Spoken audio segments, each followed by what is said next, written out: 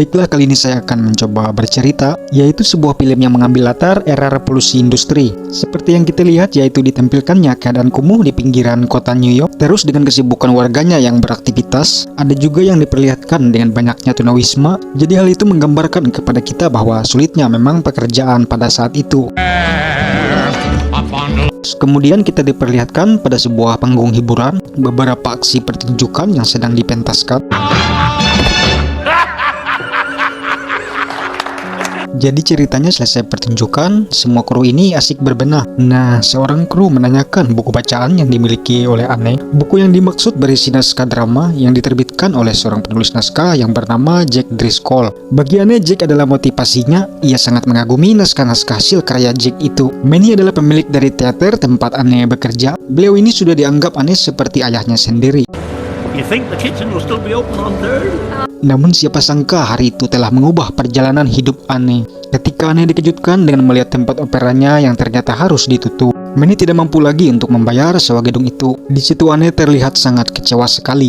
Bagaimana tidak kecewa? Gajinya manggung selama 2 minggu saja belum ia terima. Malah menerima kenyataan bahwa Anne sekarang telah kehilangan pekerjaan. Dengan berat hati dan merasa bersalah, Manny hanya bisa meminta maaf. Dengan penuh menyesal, Manny harus berpamitan dengan Anne. Meski sudah seperti keluarga, namun apa daya faktor ekonomi harus memisahkan mereka. Ever since you were small, people been letting it. But not this time, Annie. Not this time.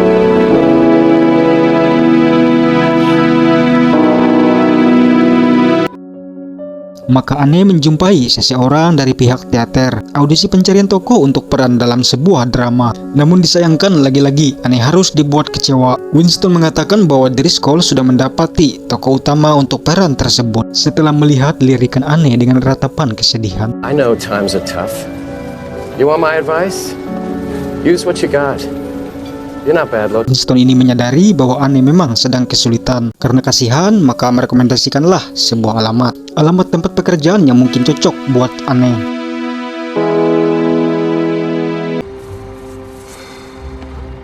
Di tempat berbeda, beberapa orang studio film berkumpul. Di situ mereka menyaksikan tayangan film dokumenter. Jadi dari film itu nantinya akan menjadi pertimbangan mereka dalam mendanai proyek film seorang sutradara. Sutradara yang dimaksud ini bernama Carl. Di situ Carl meyakinkan mereka agar filmnya bisa diterima. Carl mengatakan, dana sebelumnya yang sudah diberikan itu digunakan untuk menyewa sebuah kapal. Dengan meyakinkan, Carl juga mengatakan bahwa ia mendapatkan sebuah peta, di mana peta tersebut menunjukkan ke sebuah pulau yang belum terpetakan. Ia juga menambahkan tentunya pembuatan film di pulau seperti itu pasti akan menghasilkan banyak uang. Kemudian kali ini disuruh menunggu di luar, sementara pihak studio akan berunding terkait pendanaan proyek film Carl tersebut. Means you cheap lowlife. Would you step out for a moment, Carl? Saat di luar, Carl meminta Preston, asistennya, memberikan sebuah gelas. Tokoh Carl di sini ya memang digambarkan cerdik sebagai orang yang cepat berpikir dalam mengambil keputusan mengantisipasi apapun. Setelah menguping, begitu tahu pendanaan filmnya ditolak, yang artinya uang sewa pendanaan kapal, kostum, dan sebagainya akan dibatalkan, maka Carl bergegas pergi sebelum pihak studio menyadari. Mr. Denham. Kill my film. What, you realize that none of the camera equipment is on board. We have no permits, no Carl tetap bersikeras agar melanjutkan pembuatan film itu dan memanfaatkan pendanaan film yang mumpung belum ditarik tersebut. Namun masalah baru muncul. Ternyata salah seorang tokoh aktris Carl ini telah mengundurkan diri. Padahal Carl sudah mempersiapkan kostum, bahkan dialog untuk salah satu aktor utamanya tersebut. Carl yang brilian berpikir cepat. Di pojokan kota, Carl mencari aktor dadakan sebagai penggantinya. Carl mendatangi sebuah tempat model fotografer majalah dewasa, berharap menemukan tokoh pemain yang sesuai dengan kostum yang sudah dipersiapkan. Namun Carl harus dibuat kecewa melihat para model itu yang bertubuh besar semua.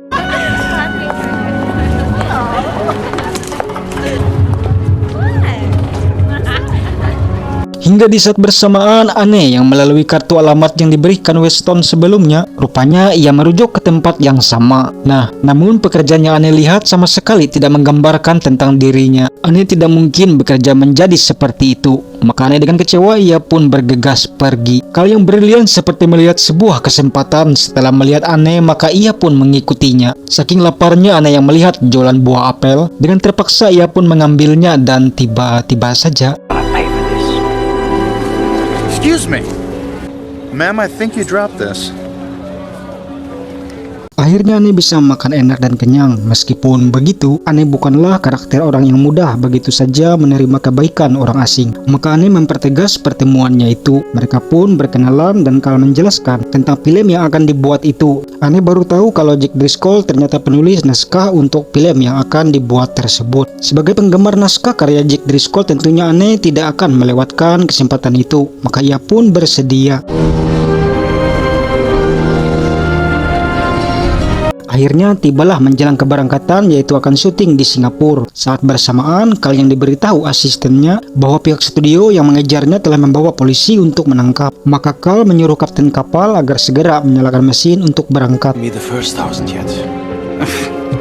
Kapten kapal tidak menyetujui itu. Kapten kapal ini memerlukan dokumen yang tentunya itu hanya dipegang oleh pihak studio. Kal pun berusaha menyogok kapten kapal hingga akhirnya kapten pun bersedia. Dan langkah Anne ini akan mengubah cerita hidup selanjutnya.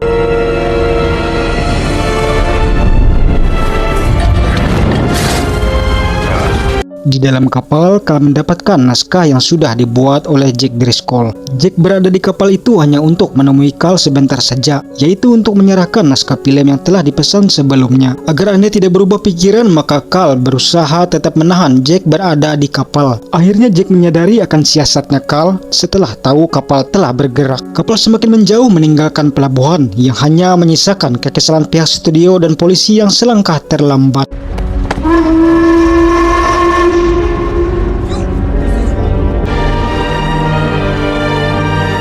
Jack yang memang tidak berencana ikut keberangkatan sehingga ia tidak mempunyai kamar yang dipersiapkan. Terpaksa Jack ditempatkan di kamar dadakan, yaitu pada sebuah kandang harimau. Nah, saat menuju ruangan, Jack tanpa sengaja mendapati bahan kimia. Bahan itu yang digunakan untuk membius hewan liar. Mendapati itu dan melihat banyaknya kandang hewan, maka Jack mengetahui bahwa kapten kapal dan krunya bekerja sampingan berburu hewan-hewan langka untuk dijual. Nah, untuk aktor pria lawan main Anne nantinya, pria ini bernama Bruce dan ia sangat menikmati profesinya. Saat ingin keluar setelah mengantarkan makanan untuk Jack, Jimmy dicegat oleh Hayes. Return Mr. Driscoll's pen first. Seperti yang terlihat, Hayes sudah terbiasa dan hafal betul dengan sifatnya si Jimmy ini. Kemudian Hayes mengembalikan penanya Jack dan menjelaskan kalau Jimmy ditemukan 4 tahun lalu terluka akibat mencuri. Jimmy sudah seperti saudara. Hayes selalu mengingatkannya agar bisa mengubah sifatnya itu. Let me introduce you to the crew. This is Herb, the cameraman. Kal memperkenalkan Anne kepada para kru film, meskipun sempat salah paham dengan seseorang kameramen. Akhirnya Anne berkenalan dengan Jack. Twerp with his nose in his book and his head up his hat. Jimmy dengan keisengannya mencoret-coret poster miliknya Bruce. Namun Bruce yang membanggakan dirinya bukannya menjadi marah. Singkat kisah, Kal menjelaskan konsep film yang akan dibuat, yang kemudian dituangkan menjadi naskah yang diketik oleh Jack. Saat bersamaan Jimmy berada di ruangan itu tanpa mereka berdua sadari, tibalah di ujung kalimat yang menjadi penentu arah naskah itu harus dibuat oleh Jack. Seketika ekspresi Kal menjadi berubah ketika ia akan menyebutkan beberapa kata. Karena penasaran, Jack meminta Kal segera menyampaikan kalimat terakhir isi konsep tersebut. Maka sambil Kal berucap yang diiringi dengan ketikan Jack, ketika Kal berucap mengatakan secara resmi tidak ada yang salah, namun secara teknis pulau itu belum terpetakan, yaitu Pulau Tengkorak.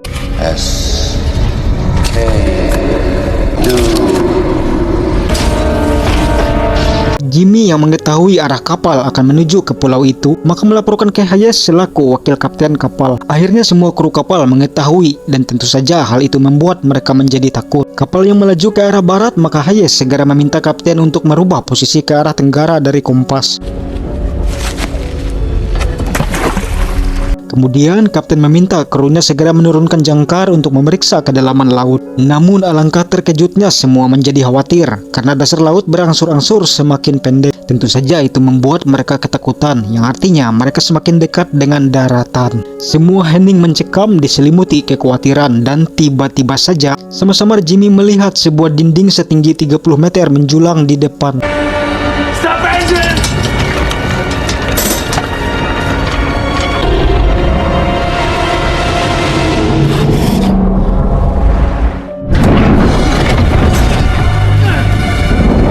Kapten segera mematikan kapal setelah hampir menabrak batu karang.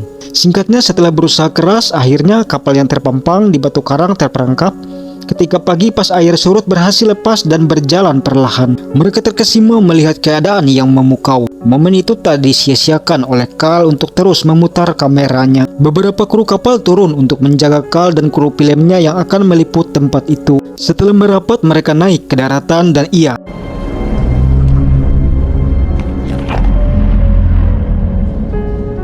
seperti namanya di situ, banyak sekali terdapat tulang belulang dari berbagai jenis ukuran besar. Mereka terus berjalan hingga berada di bibir tembok dan mereka dikejutkan dengan menjumpai seorang anak primitif. Ketika Carl mendekati mencoba berbuat ramah, tiba-tiba saja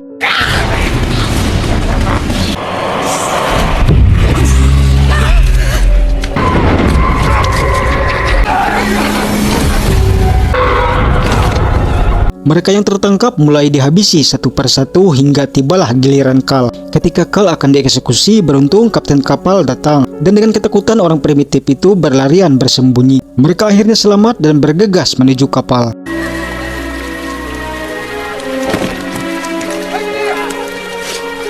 Akibat dua kru kapal yang tewas, maka kapten memutuskan pergi meninggalkan pulau itu. Sambil diterpa badai agar kapal bisa melaju cepat, maka mereka semua harus membuang barang-barang dan hanya menyisakan makanan saja.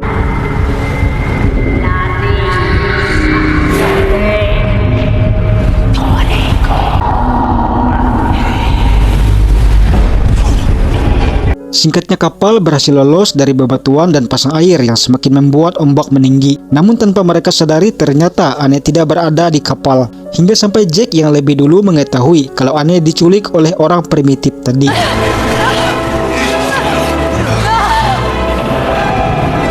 Dengan terpaksa kapal pun harus berhenti. Dengan sigapnya sang kapten mengumpulkan semua krunya dan mulai melengkapi diri dengan senjata. Kemudian mereka bergegas untuk menuju ke tepian.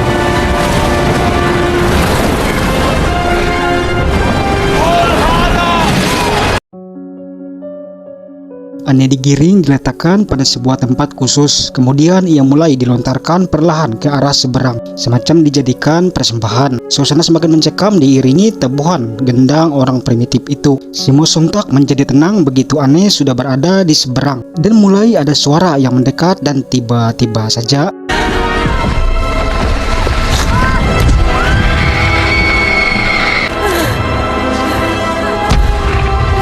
kru akhirnya sampai di lokasi dan mulai menyebar. Melihat kedatangan mereka membuat orang primitif itu lari bersembunyi. Mereka segera bergegas begitu mendengar teriakan Anne. Namun disayangkan mereka terhalang tembok dan di momen itu hanya Carl yang sempat melihat yang terjadi kepada Anne.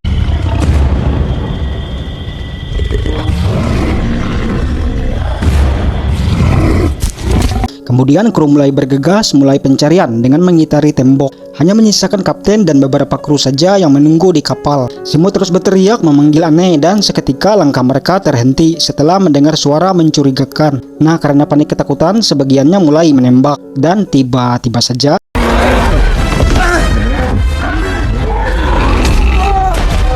makhluk purba itu terus menyerang mereka semua. Tembakan seorang kru berhasil melumpuhkan makhluk itu dan Carl tentunya tidak mau melewatkan momen itu. Mereka kembali melanjutkan pencarian sementara Anne terus dibawa makhluk besar itu. Mendengar suara teriakan Anne membuat Kong menjadi kesal dan rupanya tempat itu sudah banyak korban-korban persembahan yang dimangsa oleh Kong. Suara kru yang berteriak membuat Kong mengurungkan niatnya untuk memangsa Anne. Kong kemudian menjauh membawa Anne pergi. Kru mulai kelelahan dan putus asa dalam menemukan Anne. Saat bersamaan, Jimmy yang sudah dilarang Hayes untuk ikut akhirnya ketahuan. Dengan berat, Hayes akhirnya membiarkannya. Hampir di setiap perjalanan mereka mendapati gangguan dari makhluk-makhluk yang mereka jumpai. atau yang menemukan mereka. Nah, jadi saat beristirahat, Carl ini memanfaatkan hal itu untuk mengambil beberapa gambar. Jack menemukan sebuah jejak kaki. Mereka pun menyimpulkan bahwa itu makhluk besar setinggi 30 kaki. Jack yang tahu bahwa Carl telah melihat makhluk itu sebelumnya, maka mereka semua mencari Carl untuk menanyakan hal itu. Saat Carl dan Bruce sedang mengambil beberapa film, suara Bruce membuat makhluk itu terkejut sehingga hal ini pun terjadi.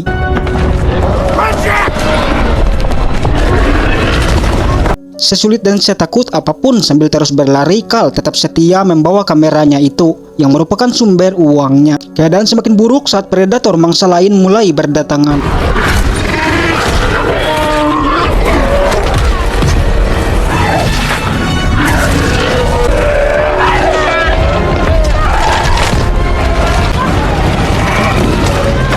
Hingga mereka terpojok di bibir jurang, sementara makhluk yang tidak memiliki akal itu terus saja berlari meski mereka berjatuhan. Akibat makhluk karnivora itu membuat sebagian kru tidak selamat. Sementara Anne berada di sebuah puncak lembah. Mengira Anne mati karena tidak bergerak, Kong mulai menggerak-gerakannya. Sementara itu kru yang masih tersisa tampak beristirahat setelah kehilangan keempat kru mereka yang tewas. Finish it. And donate the proceeds to his wife and kids. Singkatnya, mereka berada di rawa. Nah, kemudian mereka ini mulai membuat rakit menggunakan kayu yang ada di sekitarnya. Sedangkan Anne yang mulai tersadar melihat Kong yang lengah, perlahan maka mulai Anne bergerak untuk mencoba kabur. Nah, saat sudah mendapatkan kesempatan lari, tiba-tiba saja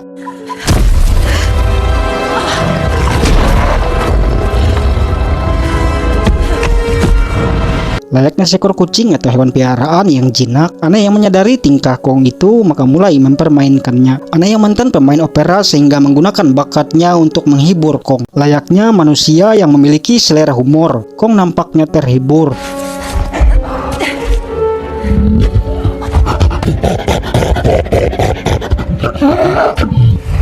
Hingga Anne yang sudah kelelahan akhirnya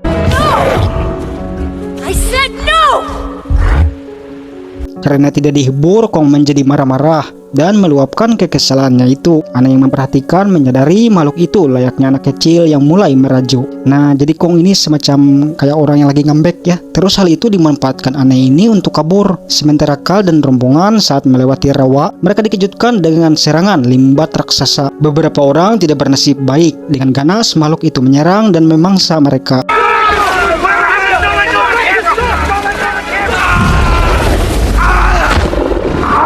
Setelah usaha kerasnya, akhirnya mereka berhasil ke tepian. Dan untungnya kamera tadi tidak mengalami rusak. Sementara Anne terus berlari menyelamatkan diri. Tanpa tahu arah dan tujuan, Anne hanya bisa berusaha terus melangkah. Namun ia terhenti ketika bertemu komodo purba yang beringas. Dan Anne pun menjadi sasaran predator itu.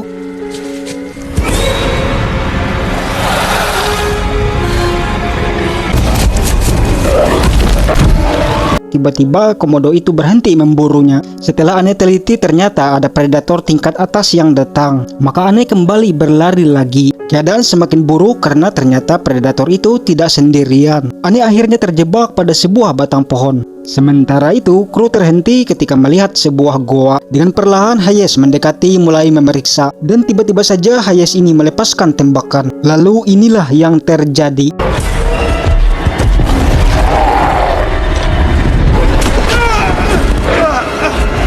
Hayes tertangkap oleh Kong yang kemudian melemparnya ke arah jurang. Kong terus mengobrak-abrik jembatan pohon itu hingga akhirnya membuat mereka semua terjatuh.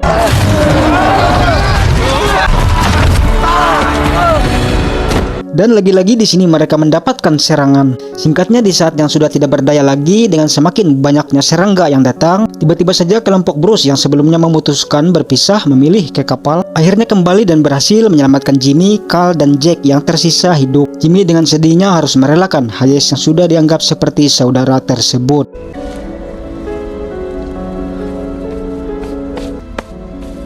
Nah, kembali lagi ke Anne yang bernasib sama juga ya. Dia terjebak akan menjadi mangsa predator berbeda. Pas saat sudah siap menjadi sasaran, tiba-tiba saja Kong terus berusaha melindungi Anne di tangannya. Sementara predator itu tidak akan pernah berhenti kecuali mereka mati.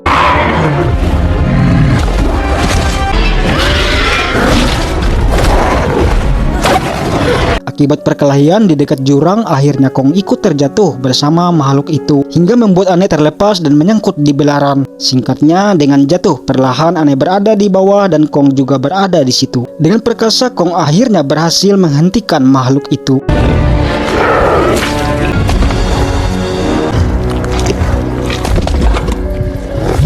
Kong tentu saja masih kesal karena Anne telah meninggalkannya. Namun meski begitu tetap saja Kong peduli kepadanya karena telah membuat Kong terhibur sebelumnya.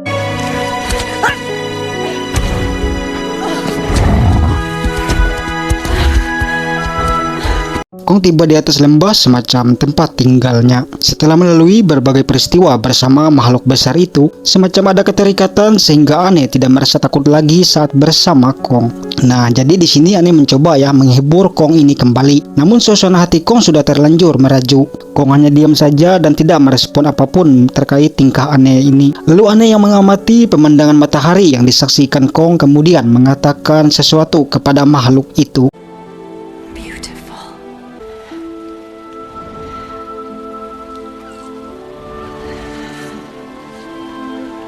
Sisa kru yang selamat akhirnya memutuskan untuk kembali ke kapal. Mengingat teman-teman mereka sudah banyak yang tewas, menurut mereka Anne tidak mungkin masih hidup. Namun pendapat itu berbeda dengan Jack yang memutuskan akan terus mencari Anne. Setelah Carl tidak bisa menahan Jack lagi, maka Carl dan kawan-kawan akhirnya berpisah dengan Jack.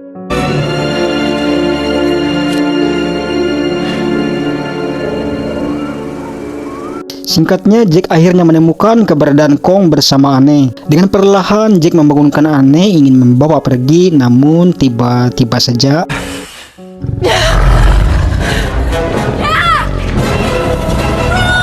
saat bersamaan kelelawar monster yang terbangun oleh mereka, maka makhluk itu terus berdatangan menyerang Kong. Dan hal itu dimanfaatkan Jack yang berhasil membawa Anne kabur. Dan ketika Kong akan berhasil mendapatkan mereka berdua, tiba-tiba saja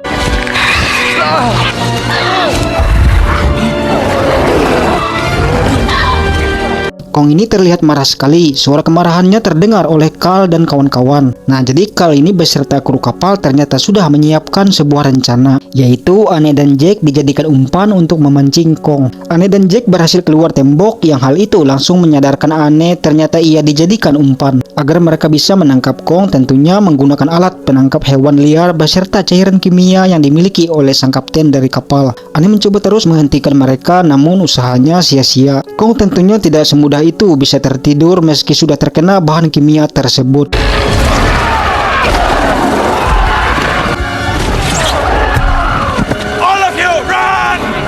Rencana gagal, akhirnya mereka ini semua berlari menuju kapal. Mereka berhasil naik ke sekoci dan tiba-tiba saja sekoci yang ditumpangi Carl dapat diraih oleh Kong, sehingga mereka terlempar. Di saat itu Carl yang menyadari Kong mengincar Anne, maka memanfaatkan dengan melakukan hal ini.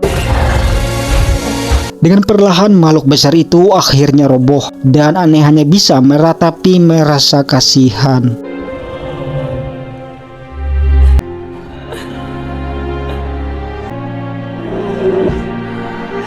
Singkat kisah, semua sudah kembali ke kota dan Carl yang hanya berfokus dengan uang, tentunya momen itu tidak akan ia lewatkan. Tiket habis terjual, Carl menjadikan dirinya kaya dengan membukakan acara pertunjukan makhluk langka. Semua pihak studio yang awalnya memburunya kini telah berbalik memuji Carl. Namun percayalah, meski begitu Carl tetap mengingat para kru kapal dan filmnya yang telah tewas. Carl akan menyumbangkan setengah uang dari pertunjukan itu untuk para korban tersebut. Dan tibalah pertunjukan itu dimulai, tirai pun dibuka. Jack juga berada di situ dan sedang menunggu penampilan Anne untuk tampil. Namun Jack terkejut, ternyata itu bukanlah Anne. Dan sama halnya dengan Kong yang mulai bereaksi setelah melihat itu bukanlah Anne.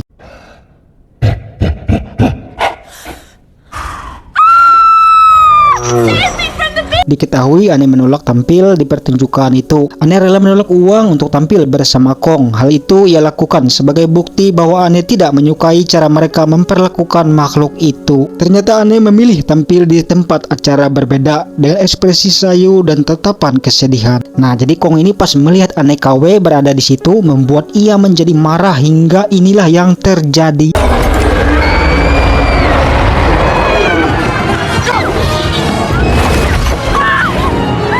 Semua lari berhamburan, tempat itu diobrak-abrik oleh Kong. Akibat mengejar Jack membuat keadaan semakin kacau ketika Kong kini turun ke jalan.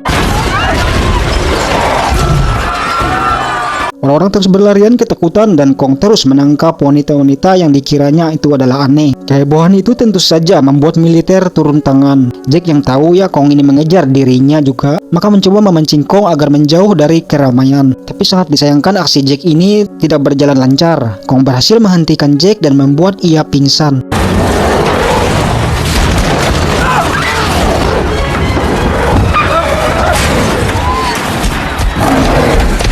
Beruntung aneh datang di saat bersamaan. Setelah keinginannya tercapai, Kong akhirnya tidak mengamuk lagi. Mereka berdua pun bermain layaknya dua makhluk yang memiliki keterikatan.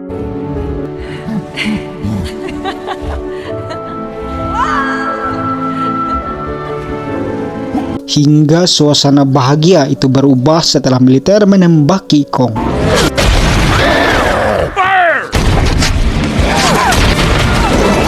Dengan cepat Kong berlari membawa aneh menghindari tembakan. Dengan sulit komandan ini menyemangati timnya dalam bertugas dan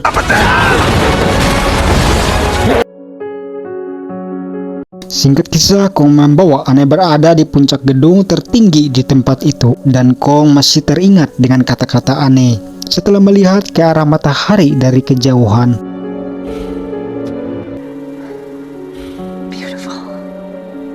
Namun lagi-lagi momen itu berubah setelah mereka kedatangan pesawat tempur. Bertubi-tubinya tembakan akhirnya membuat Kong tidak mampu lagi untuk bertahan. Dengan berat aneh harus merelakan semuanya. Ketika akhirnya harus menyaksikan makhluk itu tak bernapas lagi dan kemudian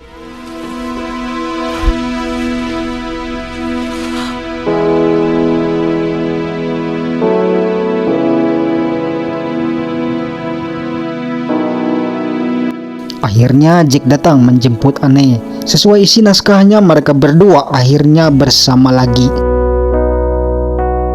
Dan seisi kota menjadi heboh dengan terkaparnya makhluk besar itu. Orang-orang memuji pesawat yang berhasil membunuh makhluk itu. Sementara Carl yang lebih tahu dari semua orang yang berada di situ hanya bisa mengatakan, Wasn't the airplanes. It was beauty killed the beast.